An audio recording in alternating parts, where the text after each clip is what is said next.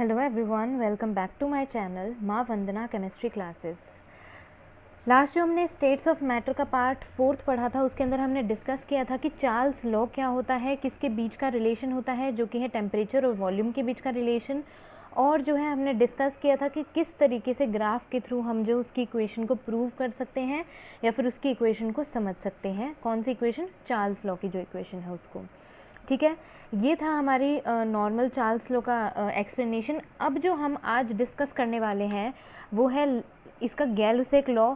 सबसे पहले जो हमने पढ़ा था वो था बॉयल्स लॉ। बॉयल्स लॉ जो था वो हमारा किसके किसके बीच का रिलेशन था? प्रेशर एंड वॉल्यूम के बीच का रिलेशन। चार्ल्स लॉ जब हमने स्टडी किया तो चार्ल्स लॉ हमारा जो था टेम्परेचर और वॉल्यूम के बीच का रिलेशन था। और उसके बाद में जो हमने गैलुसेक लॉ आज हम पढ़ने वाले हैं वो बचा है प्रेशर और टेम्परेचर के बीच का रिलेशन। चलिए तो स्टार्ट करते हैं। आप लोगों ने बहुत बार सुना होगा कि जब बहुत ज़्यादा समरी डे होता है या फिर यूँ कहीं बहुत ज़्यादा गर्मी वाला दिन जब होता है, बहुत धूप होती है जिस दिन और बहुत तेज़ गर्मी पड़ रही होती है, तो उस टाइम आपने सुना होगा कि किसी गाड़ी या फिर किसी बाइक का जो टायर है वो बहुत ज़्यादा गर्मी के कारण क्या हो जाता है, फट जाता है और जो है बिल्कुल कम्प्लीटली बर्स्ट हो जाता है। तो वो किस वजह से होता है, इसके बारे में जो है कंप्लीट एक्सप्लेनेशन जो था इस लॉ के अकॉर्डिंग दिया गया था। ये हमारा किसके किसके बीच का रिलेशनशिप है? प्रेशर और टेम्परेचर के बीच का रिलेशन है। ठीक है, इसको मैं रिलेशन को RELATN लिख रही हूँ। ठीक है भाई, चलिए अब देखते हैं कि इसके अंदर क्या एक्सप्लेन किया गया है। सबसे पहले तो इसी में वही एग्जाम्पल दिया गया है कि जब भी बहुत ज़्यादा हॉट समरी डे होता है उस दिन क्या होता है, बहुत ज़्यादा टेम्परेचर के कारण जो होता है, जो गाड़ी या फिर बाइक काफ़ी देर तक जो धूप के अंदर खड़ी रहती है उसमें क्या होता है कि जो टायर्स जो होते हैं उनके अंदर गैस जो फिल्ड होती है उसके अंदर प्रेशर काफ़ी ज़्यादा बढ़ जाता है। प्रेशर काफ़ी ज़्यादा बढ़ने के कारण क्या हो जाता है, वो बहुत ज़्यादा जल्दी बर्स्ट हो जाते हैं, फट जाते हैं। इसी तरीके से अगर हम विंटर्स के डेज़ में देखें तो बहुत ज़्यादा सर्दी होती है, तब टेम्परेचर क्या होता है, तब टेम्परेचर कम होता है। कम टेम्परेचर के कारण प्रेशर भी क्या होता है, कम होता है, जिस वजह से सर्दी के अंदर कोई भी टायर फटने जैसी कोई भी न्यूज़ जो है वो नहीं होती है। मोस्टली ये जो चीज़ देखी जाती है वो बहुत ज़्यादा गर्मी के दिन ही देखी जाती है। तो बिल्कुल इसी चीज़ को एक्सप्लेन किया गैलुसेक लॉ ने और उन्होंने अपनी एक स्टेटमेंट दी कि एट कॉन्स्टेंट वॉल्यूम। अब देखिए इसके अंदर कॉन्स्टेंट क्या आ रहा है, इसके अंदर आ रहा है कांस्टेंट वॉल्यूम। इसके अंदर है कांस्टेंट वॉल्यूम। बॉयल्स लॉ के अंदर कांस्टेंट क्या था? टेम्परेचर, जिसके अंदर हमारे पास में जो टर्म आई थी वो थी आइसोथर्म। चार्ल्स लॉ के अंदर जो कांस्टेंट था वो हमारे पास में था प्रेशर, और उसके अंदर हमारे पास में जो टर्म आई थी वो क्या आई थी? आइसोबार आई थी। और जब हमने गैलुसेक लॉ आज हम पढ़ने वाले हैं, इसके अंदर हम ले रहे हैं कांस्टेंट वॉल्यूम। इसके अंदर क्या कंडीशन या फिर क्या चीज़ जो टर्म आएगी वो हम आगे देखेंगे। सबसे पहले एक चीज़ ध्यान रखने वाली है कि इसके अंदर है constant volume. At constant volume जो प्रेशर है, at constant volume pressure of a fixed amount of gas, कि एक फिक्स्ड अमाउंट ऑफ गैस होगी, उसके अंदर कोई भी कह सकते हैं कि अमाउंट, मास वगैरह चेंज नहीं होगा, वो बिल्कुल फिक्स ही रहेगी। तो eight fix amount of gas varies directly with the temperature, varies directly with the temperature. जब भी आप देखेंगे कि कोई भी एक फिक्स अमाउंट ऑफ गैस है, जैसे कि मान लेते हैं हम उस टायर का ही एग्जांपल ले लेते हैं, जो धूप में जो गाड़ी खड़ी है उसका जो टायर है उसके अंदर धूप के कारण उसकी जो है गैस का अमाउंट चेंज थोड़ी ना होता है। गैस का अमाउंट तो बिल्कुल वही रहता है जो टायर में पहले से था, लेकिन उसी अमाउंट के अंदर जो है प्रेशर इंक्रीज़ होता रहता है। तो उसी की वजह से क्या होता है, प्रेशर जो है उसके अंदर काफ़ी ज़्यादा बढ़ जाता है, और वो किसके कारण बढ़ता है? टेम्परेचर के कारण। तो इसके अंदर उन्होंने एक रिलेशन बताई प्रेशर और टेम्परेचर के बीच, कि प्रेशर जो है वो डायरेक्टली प्रोपोर्शनल होता है टेम्परेचर के। जब हमने बॉयल्स लॉ देखा था तो बॉयल्स लॉ के अंदर हमने डायरेक्टली प्रोपोर्शनल वाली कोई भी रिलेशन नहीं देखी थी, उसमें जो प्रेशर है वो इन्वर्सली प्रोपोर्शनल होता है वॉल्यूम के। इसी तरीके से जब हमने चार्ल्स लॉ देखा था तो उसके अंदर भी हमने क्या देखा था, जो वॉल्यूम होता है वो भी इन्वर्सली प्रोपोर्शनल होता है टेम्परेचर के।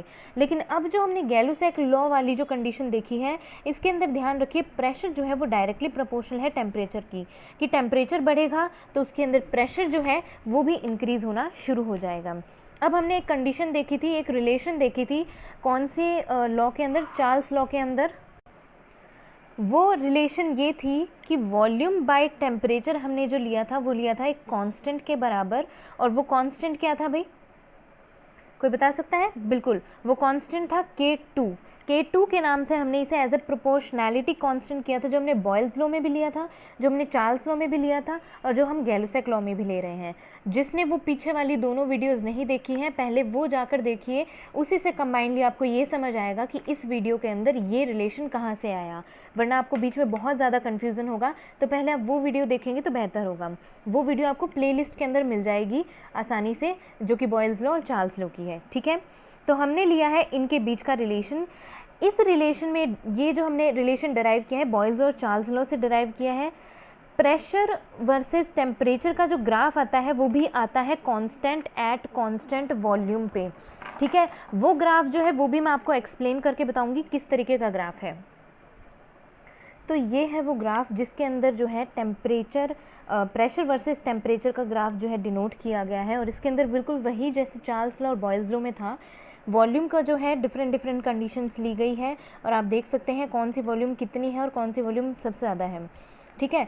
जो सबसे ज़्यादा वॉल्यूम है उसके अंदर टेम्परेचर और प्रेशर की कंडीशन जो है वो ज़्यादा इंक्रीज़ होती जा रही है, और जो सबसे कम है उसके अंदर कम रहती है। बिल्कुल वही वाली बात है, अगर वॉल्यूम जितनी ज़्यादा होगी उसके अंदर उतना ज़्यादा प्रेशर हो, उतना ज़्यादा टेम्परेचर हो रहा है। ये एक तरीके का ग्राफ डिनोट किया, और इस ग्राफ को कहा गया आइसोकॉर। आइसोकॉर इसलिए कहा गया क्योंकि इसके अंदर क्या है, हर एक लाइन को कहा गया आइसोकॉर है क्योंकि इसके अंदर क्या है, हमने वॉल्यूम जो ली है वो कांस्टेंट ली है, तो इस ग्राफ को कहा गया है आइसोकॉरिक ग्राफ, ठीक है। समझ गए आप? बहुत इजी है, इतना सा ही है गैलुसेक लॉ, और नॉर्मल जो डे टू डे लाइफ के अंदर हम जानते हैं जिन चीज़ों को, उसी से रिलेटेड है, तो बहुत ज़्यादा प्रॉब्लमेटिक वाला कोई भी चीज़ नहीं है इसके अंदर। जबकि बॉयल्स लॉ और चार्ल्स लॉ जो था उसमें फिर भी हम कह सकते हैं कि थोड़ा बहुत जो है चेंजेस थे, और न्यू था हमारे लिए वो। लेकिन अभी जो है जो हमारा गैलुसेक लॉ है उसके अंदर कुछ भी ऐसा नहीं है कि वो कुछ नया हो। चलिए, अब जो हम नेक्स्ट देखेंगे वो है हमारा एवोगैड्रोस लॉ। एवोगैड्रोस लॉ जो है वो हम कह सकते हैं हमने पीछे पढ़ा भी है, और जैसे जैसे हम आगे आगे मैं उसको समझाते जाऊंगी आपको यूँ याद आएगा कि हाँ ये हमने पीछे पढ़ा है, और वो भी some basic concepts of chemistry का जो चैप्टर है उसके अंदर हमने इसको पढ़ा हुआ है। तो आप अगर जिसने भी नहीं देखा है, वो वीडियो नहीं देखा है, जल्दी से जाके देखिए, उसमें ऑलमोस्ट जो है लाइक्स और व्यूज़ जो है काफ़ी अच्छे भी हैं, आपको वो चैप्टर जो है वो अच्छे से समझ भी आएगा। तो जिसने भी नहीं देखा है जाकर देखिए, ताकि अगर आपका वो देखा हुआ हो तो आपको इसके अंदर भी कोई प्रॉब्लम नहीं आएगी। एवोगैड्रोस लॉ जो दिया हुआ है वो वॉल्यूम और अमाउंट के बीच में रिलेशनशिप है। अमाउंट जो है वो मैं आपको बताती हूँ क्या अमाउंट है या किसके बीच का रिलेशनशिप है। चलिए देखिए, इसके अंदर जो एक्सप्लेन किया गया है, सबसे पहले समझिए कि इसमें इस लॉ को एक्सप्लेन करने वाले साइंटिस्ट का नाम ऑब्वियसली एवोगैड्रो था। उन्होंने कंक्लूजन ये बताया, उन्होंने एक तरीके से कंबाइंड कंक्लूजन लिया था डाल्टन्स लॉ, या फिर यूँ कहें Dalton's atomic theory, Dalton's atomic theory, और उन्होंने एक कंबाइन जो कंक्लूजन लिया था वो लिया था साथ में गैलुसेक्स लॉ, ठीक है। इसमें इन्होंने बहुत इंपॉर्टेंट चीज़ एक्सप्लेन की थी जो कि अभी भी वाइडली काफ़ी ज़्यादा यूज़ में लिया जाता है ये लॉ। तो एवोगैड्रोस लॉ, एवोगैड्रो साइंटिस्ट ने एक कंक्लूजन लिया था डाल्टन्स एटॉमिक थ्योरी और गैलुसेक लॉ के बीच में। गैलुसेक लॉ हमने अभी अभी डिस्कस किया है। डाल्टन एटॉमिक थ्योरी आपको जाकर देखनी होगी, some basic concepts of chemistry वाले चैप्टर के अंदर मैं पीछे एक्सप्लेन कर चुकी हूँ और बहुत अच्छे से एक्सप्लेन कर चुकी हूँ। तो जिसने भी वो वीडियो नहीं देखी है जल्दी से जाकर देखिए और वापस फिर इस वीडियो पे आइएगा, ठीक है। तो इस लॉ के अंदर कहा गया है कि इट स्टेट्स दैट कि equal volume of all gases, हर एक गैस जितनी भी हम यूज़ कर रहे हैं उसमें equal volume of all gases under the same condition of temperature and pressure contain equal number of molecules. यानी कि जब भी क्या लिया जाता है, जब भी equal volume of all gases, equal volume ली जाती है of all gases under the same condition of temperature and pressure, यानी कि टेम्परेचर और प्रेशर बिल्कुल सेम कंडीशन पे लिया गया है। टेम्परेचर और प्रेशर किससे रिलेटेड है? गैलुसेक लॉ से, ठीक है। Equal volume of all gases under same condition of temperature and pressure contains equal number of molecules, equal number of molecules. ये इक्वल नंबर ऑफ मॉलिक्यूल्स वाली जो टर्म है वो ली गई है डाल्टन्स लॉ से। मतलब कहने का मतलब ये है कि जब क्या किया गया हो, कंडीशन ली गई हो, जितनी भी गैसेस हैं, इक्वल जो भी गैसेस हैं उनके अंदर सेम कंडीशन ली गई है किसकी, टेम्परेचर और प्रेशर की, तो उस कंडीशन के अंदर क्या है, equal number of molecules he present होंगे उसके अंदर। यानी कि सिंपल फॉर्म के अंदर हम इसे एक्सप्लेन कर सकते हैं कि जब तक टेम्परेचर और प्रेशर कांस्टेंट रहेगा, वॉल्यूम ऑफ गैस जो है, जब तक टेम्परेचर और प्रेशर जो है हमारा कांस्टेंट रहेगा, वॉल्यूम ऑफ गैस जो है वो डायरेक्टली डिपेंड करेगी number of molecules of the gas. यही है यहाँ पे अमाउंट। ठीक है भाई, यानी कि जब टेम्परेचर और प्रेशर कांस्टेंट रहेगा, volume of gas directly depend करेगी नंबर ऑफ मॉलिक्यूल्स या यूँ कहें number of moles of gas पे। ठीक है, डायरेक्टली प्रोपोर्शनल का साइन हम ऑब्वियसली चेंज कर सकते हैं और इसको हम K2n भी लिख सकते हैं, या फिर अगर आपको अलग अलग करने हो, जैसे कि आप बॉयल्स लॉ ले रहे हैं तो बॉयल्स लॉ के अंदर आप K1 कर सकते हैं, चार्ल्स लॉ के अंदर आप K2 कर सकते हैं, गैलुसैक लॉ के अंदर आप जो है K3 कर सकते हैं, और बॉयल्स लॉ, ये एवोगैड्रोस लॉ के अंदर आप इसे K4 भी कर सकते हैं, जो कि आपकी बुक के अंदर मेंशन है।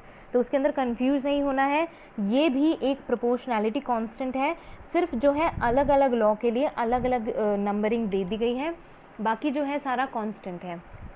ये भी एक तरीके का प्रोपोर्शनैलिटी कांस्टेंट है। चलिए अब आगे देखते हैं।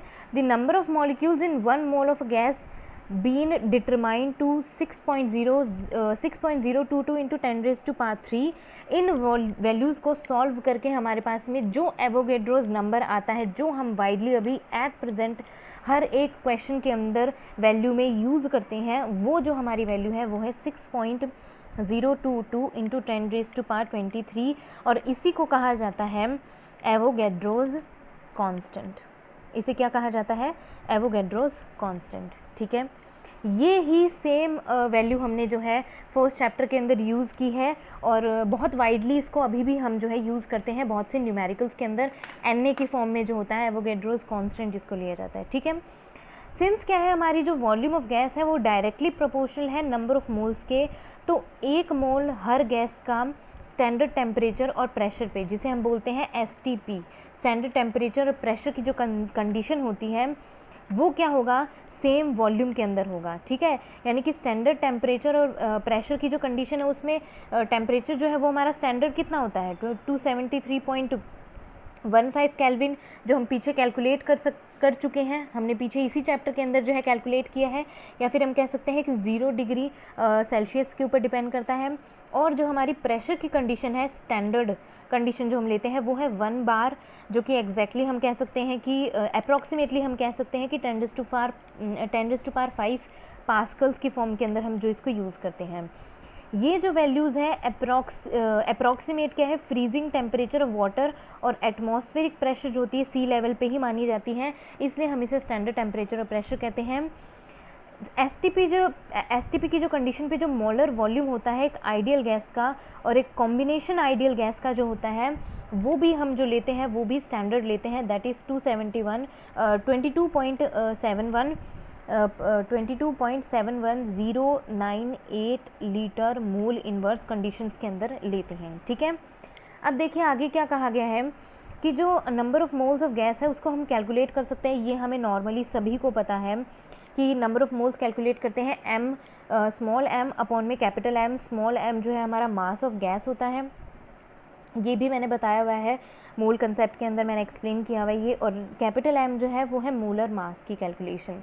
ठीक है भाई, अब इसके अंदर हम जो है इस वाली इक्वेशन के अंदर हम वैल्यूज़ प्लेस कर सकते हैं, ये वाली। ठीक है, इसके थ्रू जब हम निकालेंगे, अभी आपको कन्फ्यूजन नहीं हो इसलिए मैं हर एक इक्वेशन के अंदर K2 की जगह जो है K4 को ही इंक्लूड करूँगी। तो इस इक्वेशन के थ्रू अगर हम n की वैल्यू निकालें तो हमारे पास में आएगी V/K4, या फिर यूँ कहें कि हम इससे वैल्यूज़ निकालते हैं, या फिर हम ये वाली जो वैल्यूज़ हैं ये सीधी हम इस इक्वेशन के अंदर प्लेस करते हैं। तो देखिए हमारे पास में इक्वेशन क्या बनेगी, इसके अंदर n की जो वैल्यू है ये वाली वो हम प्लेस कर देते हैं, V = K4 स्मॉल m यानी मास ऑफ गैस अपॉन में मोलर मास। ओके, ये हम इसके अंदर डिनोट करेंगे। उसके बाद में देखिए हमारी जो इक्वेशन है वो किस तरीके से हम रीअरेंज कर सकते हैं। Molar mass is equals to K4 upon इधर मास ऑफ गैस अपॉन में वॉल्यूम, और जो हम मोलर मास को हम इस तरीके से डिनोट कर सकते हैं, मास of gas upon volume of gas क्या होता है, डेंसिटी। समझ आ गया। सिंपलेस्ट फॉर्म जो है हमने इस इक्वेशन की बना दी है। बहुत इंपॉर्टेंट इक्वेशन है, ये भी आपको याद रखनी है ये। चलिए अब आगे देखिए, D जो है यहाँ पे डेंसिटी ऑफ गैस को डिनोट करता है, और हम जो है इस इक्वेशन से ये कंक्लूड कर सकते हैं कि डेंसिटी ऑफ गैस जो है वो डायरेक्टली प्रोपोर्शनल होती है मोलर मास की। ये तो वैसे भी कांस्टेंट है, तो अगर ये हट जाएगा, कांस्टेंट है, तो डेंसिटी ऑफ गैस जो है वो किसकी डायरेक्टली प्रोपोर्शनल हो गई, मोलर मास के। ठीक है, तो अब क्या है, at a gas that follow boils law, Charles law, Avogadro's law, उसको कहा जाता है आइडियल गैस। हमेशा ध्यान रखिएगा, जो भी गैस जो है वो बॉयल्स लॉ, चार्ल्स लॉ और साथ ही साथ में जो है गैलुसैग लॉ और एक और लॉ जो है हमारे पास में एवोगेड्रोज लॉ, इनको अगर फॉलो करती है तो वो गैस होती है आइडियल गैस। ये बहुत इम्पॉर्टेंट पॉइंट है, और ये चारों के चारों लॉ जो है हम डिस्कस कर चुके हैं पीछे। अब एक छोटी सी चीज़ और डिस्कस कर लेते हैं कि एक सच एज अ इस तरीके की कोई भी गैस अभी तक बनी नहीं है जो Boyle's law, Charles law, Gay Lussac law और एवोगेड्रोज लॉ को जो है फॉलो करती हो, या फिर उनकी हर एक कंडीशन को जो है फॉलो करती हो। तो इस तरीके की जो भी गैस है उसको एक तरीके से हाइपोथेटिकल गैस माना गया है, कि अभी तक इस तरीके की कोई भी गैस जो है प्रेजेंट नहीं हुई है। ठीक है, इट इज़ एज्यूम दैट जो इंटरमोलिकुलर फोर्सेस होते हैं are not present between the molecules of an ideal gas. ठीक है, एक आइडियल गैस के बीच में जो इंटरमोलिकुलर फोर्सेस नहीं होते हैं, तभी वो इन सब चीज़ों को, इन सब लॉज को फॉलो करेगी। अगर ऐसी गैस कोई भी प्रेजेंट होगी, फर्स्ट ऑफ ऑल तो ऐसी कोई गैस नहीं है जिसके अंदर इंटरमोलिकुलर फोर्सेस बिल्कुल भी प्रेजेंट नहीं हो। लेकिन कहने का ये है कि जो भी गैस अगर ऐसी होगी जो इन चारों लॉज को फॉलो करती है, उसके अंदर इंटरमोलिकुलर फोर्सेस बिल्कुल प्रेजेंट नहीं होंगे मॉलिक्यूल्स के बीच में। रियल गैस जो है फॉलो दीज लॉ, लेकिन मतलब रियल गैस, एक तो आइडियल गैस तो इन सब लॉ को फॉलो करेगी, लेकिन जो रियल गैस होती है वो भी इन सब लॉज को फॉलो कर सकती है, लेकिन कुछ सर्टेन कंडीशंस या फिर कुछ सर्टेन स्पेसिफिक टर्म्स लगानी होती है हमें उनके लिए, तभी वो इनको फॉलो करती है। लेकिन आइडियल गैस के लिए ऐसा कुछ भी नहीं होता है, और आइडियल गैस अब तक ऐसी कोई मिली भी नहीं है जो इन चारों लॉज को फॉलो करती हो। ठीक है, और उनके अंदर जो कह सकते हैं कि जब हम रियल गैस के अंदर ये सब लॉज फॉलो करवाएंगे तो हमें उसके लिए उनके बीच में जो इंटरेक्शन है बिल्कुल नेग्लिजिबल करना पड़ेगा। इंटरेक्शन किसके बीच में, मॉलिक्यूल्स के बीच का जो इंटरेक्शन है वो हमें बिल्कुल कम करना पड़ेगा। नेग्लिजिबल का मतलब बिल्कुल ना के बराबर करना पड़ेगा, तभी जाके वो इसे फॉलो कर पाएंगी। ठीक है, in all other situation these deviate from ideal behaviour. ठीक है, बाकी सब जो कंडीशंस होती हैं उनके अंदर वो आइडियल बिहेवियर से डेविएट करती हैं। एक बार फिर से इस लाइन को समझ लीजिए, ये आपका, मैंने यहाँ पे इतनी लाइन नोट की है, लेकिन आपकी बुक के अंदर इसका एक कंप्लीट पैराग्राफ है। उस पैराग्राफ का मतलब ये है कि जो भी गैस जो है Boyle's law, Charles law, Gay Lussac law, Avogadro's law की सारी कंडीशंस को, प्रेशर, वॉल्यूम, टेम्परेचर को सबको फॉलो करेगी, वो जो गैस होगी उसको आइडियल गैस कहा जाएगा।